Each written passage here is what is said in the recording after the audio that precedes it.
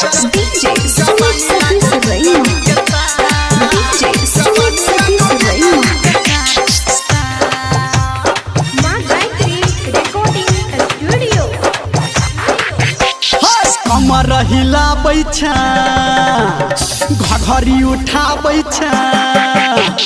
कमर हिला बैठा घघरी उठा बैठा ये तोहर के लगे छ दुनु कटा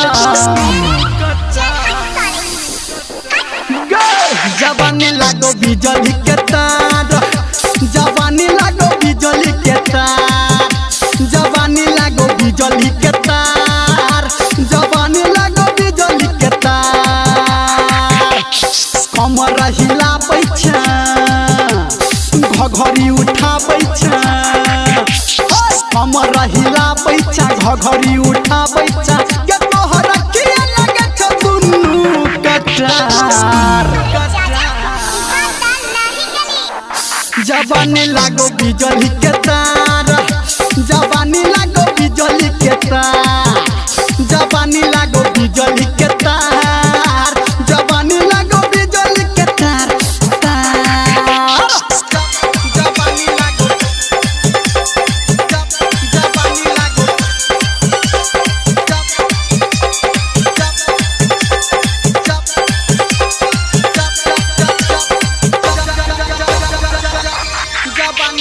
DJ Sweet Sati Suraima.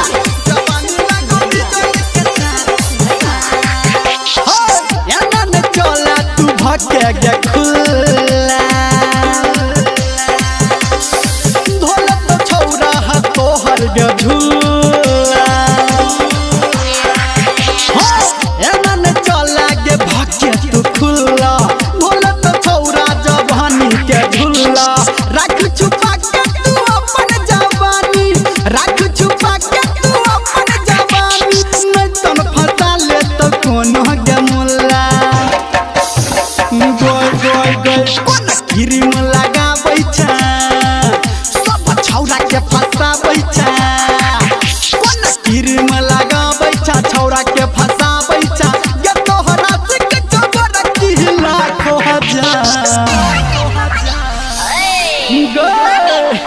जवानी लागो बिजली के तार जवानी लागो बिजली के तार जवानी लागो बिजली के तार जवानी लागो बिजली के तार जवानी लागो जवानी लागो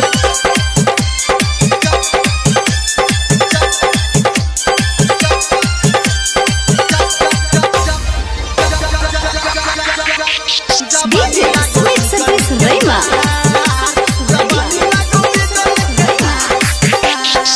लगन छौरी तू एकदम हसीना कोमर लचकै छौ जेना नगीना लगन छौरी तू एकदम हसीना